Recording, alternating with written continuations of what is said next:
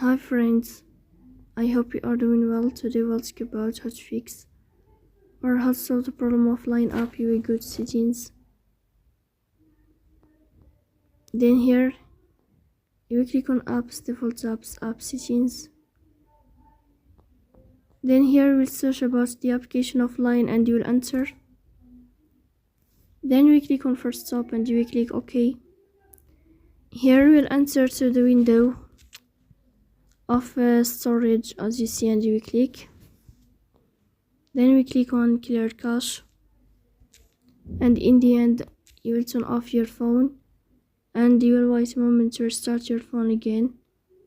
If it's not working with you, then you will update your app on Play Store. So that's all. Don't forget to support us, bell icon, subscribe.